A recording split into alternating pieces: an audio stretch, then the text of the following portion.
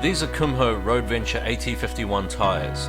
They've been on my car for about a year now, and it's a good time to provide my thoughts on them. These particular tyres are 215 75 R15s in a light truck construction, and they're bolted up to my 1997 Toyota Hiace 4-wheel drive diesel van. In the year that I've owned them, I've rotated them once where the rear tyres come forward and the front tyres go back, but they cross over on their way. So these tyres are interesting because they combine quite a few features from a few different types of tyres. Firstly, there's this Superman S-type lug design. These are commonly found on some other all-terrains, but they're mostly found on commercial tyres.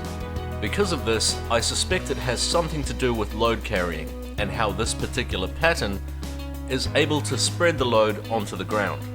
These also have a chamfered edge with disconnected side lugs. The disconnected side lugs reduce stability, but like most all-terrains, the trade-off for that is that they provide really good off-road traction. The sidewalls also follow through with chamfered edges, and they have side biters for additional traction. There's also additional rubber on the sidewalls to protect that from rocks or stake damage. The center lugs are very similar to the BFG KO2s with a solid and split dog bone pattern. Being an almost solid center lug, they provide really good highway stability as well as keeping the tire cool. What also keeps the tire cool are these ribs on the sidewall. Like an air-cooled engine's fins, these help to dissipate heat, which is the #1 killer of tires. So these were designed for pretty severe hot weather operations, which is really cool considering they have the 3-Peak Mountain Snowflake certification, meaning they're certified for severe snow service. You can see from the tons of full-depth siping in all directions that these were designed for wet, snowy and icy conditions as well, and there's even some hidden sipes at the base of the tread blocks. When I had these brand new, I was a little concerned about how soft the compound was. They were extremely soft, to the point where I felt like I could dig a fingernail into them.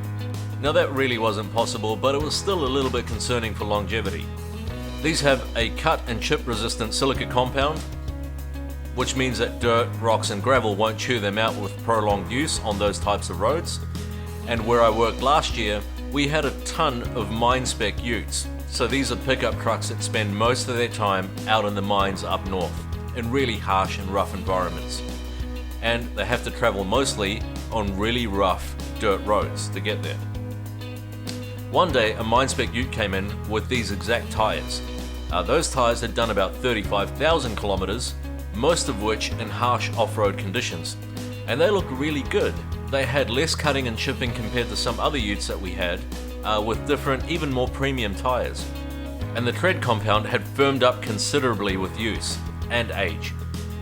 And so have these. After 10,000 or 11,000 kilometers, the tread blocks have firmed up quite a bit. And as they age, I'm sure like all other tires, it'll just get harder and harder. Now, I didn't measure the tread depth when these were brand new, but I have been monitoring their wear. Only recently have the little round bumps on top of the tread from the molding process disappeared, which means about 1 millimeter of tread wear. Although these were on top of the tread, so I think these have basically just broken in. At this rate, it calculates to an easy 80,000 kilometer lifespan, but as I mentioned, with age comes hardening, so I think these AT51s could go to 100,000 kilometers. In fact, even after wet winters, summer heat, and off-road driving with multiple car washes, you can still see the original paint lines inside the tread blocks. Of the roughly 10 or 11,000 kilometers these have done, a good 300 to 350 kilometers have been off-road in a variety of conditions. On hard-packed dirt roads, they're comfortable and grippy, much like driving on the road. These are also quite comfortable for a light truck tire because they soak up bumps really well. Cornering on hard-packed dirt roads was good, as was braking. We easily did 100 kilometers an hour on open dirt roads with confidence. On dirt roads that had a good drenching of rain, they also performed pretty well. The only realization that we had of boggy sections on a dirt road was the sudden sensation of losing speed, but I never felt the tires spin. I'm not sure if that's a four-wheel drive system of this particular van, or the tires themselves, or a combination of both, but they've never needed to spin. They did slip half a turn here and there, but never a full spin. When I got out, I saw the entire sides of the van were caked in mud, but rather surprisingly, the tyres were completely clean. Since then, I've realised that the tread compound that Kumho have used on these tyres is kind of like a non-stick frying pan. It just releases anything that tries to clog it up, which is good. We only did a small amount of billy goat off-road tracks with mud, clay, sand, and these did really well. No spinning, no hint of getting bogged. In fact, one guy that we passed had eyes the size of golf balls because he obviously didn't realize that the Hi-Ace is a four-wheel drive, and I guess things just weren't making sense to him that day. On a pebbly, gravelly road with lots of big, sharp rocks scattered around, these were okay. I thought otherwise initially. The car felt really skittish doing about 70 kilometers an hour. It tracked around corners, but I felt like it was skating on top of the rocks.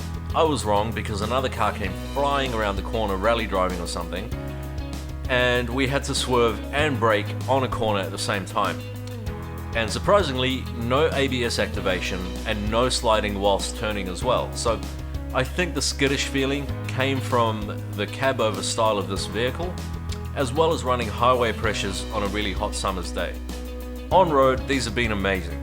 I had Cooper all-terrains on this car previously, and then I had highway terrains before these. And when I had these fitted, after the highway terrains, I remember thinking they were about 4% noisier than the highway terrains, and now I can't even tell the difference. Unlike some brands, these haven't got noisier with use as well, so that's pretty good. They have endless, and I mean endless, grip in the dry. One day in remote Australia on one of the coarse chip highways that we have here, it's like magnified sandpaper. We're doing about 115 kilometers an hour, not a soul around us, until at the last minute I realized our exit was basically right in front of us. Given that no one was around us, I applied full braking just to see how these would react. No ABS activation, no squealing, nothing.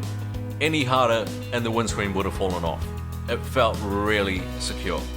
They corner well, but my only gripe is they could do with a 3-ply sidewall. I believe you get that if you go bigger than this tyre size. But they're too comfort focused on this 215/75. And already on a 2.1 ton vehicle, it could do with a little more lateral stability. In the wet, they're about as good as they are in the dry. I purposely tried to get them to brake traction. It's just something I do. I'm a pretty confident driver. And to try and drift around a wet roundabout or to understeer. And yes, I know I drive a 2.1 ton van, but no chance of losing grip whatsoever. I've even hammered through lots of floodwater that's about 15 centimeters deep and goes on for many, many meters, and there's no lift off. The whole car suddenly slows down, but the tires stay planted. It never aquaplanes once. I mean, I'm pretty sure you can drive this through a swimming pool and still be fine. They are brilliant in every environment, which shows, I guess, with the siping and the mountain snowflake design, as well as the center blocks and the side heat grooves. They really did think about everything while designing this tyre. Kumho have recently released the AT52 tyre, which looks much softer than these, which are quite aggressive in their pattern and even the sidewall. I think it's a step down, to be honest, and I hope they continue to sell the AT51. A set of these fitted cost me $760 versus $1,000 plus for BF Goodrich KO2s, and these get cheaper even for the bigger 235s and can now be found on clearance for a lot less. My verdict is that these are criminally underrated, not just for the price, but when you do factor that in, it's just a bonus. Amazing tyres for a bargain.